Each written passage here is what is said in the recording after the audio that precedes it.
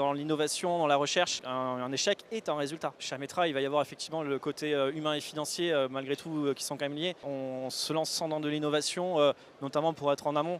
On n'est pas certain d'arriver à un résultat. Dans l'innovation, dans la recherche, un échec est un résultat. Et il faut pouvoir le publier, l'exploiter, le rendre disponible à d'autres chercheurs pour pouvoir avancer. C'est pas habituel dans un bureau d'études. Il y a toujours le côté, il faut arriver à un résultat quoi qu'il arrive. Donc dans la R&D, justement, c'est d'arriver à comment on accompagne les docteurs pour dire l'échec est autorisé du moment que ça apporte quelque chose et qu'est-ce qu'on en fait derrière. Donc ça, c'est un frein humain qui est important d'eux. Oui, une Donc, manière de penser qu'il faut inculquer dès le début. Tout à fait. Donc là, nous, on a en partie résolu en disant le mélange de docteurs et d'ingénieurs apporte peut-être une autre façon d'appréhender ce genre de sujet. Ça permet de voir des ingénieurs qui ont vu beaucoup d'autres domaines que l'aéronautique, qui vont avoir effectivement d'autres choses qu'à l'aéronautique, mais qui l'ont vu aussi, et des docteurs qui ont l'habitude de mener en place une recherche vraiment pure de recherche, en disant voilà comment je vais pouvoir amener effectivement à un résultat.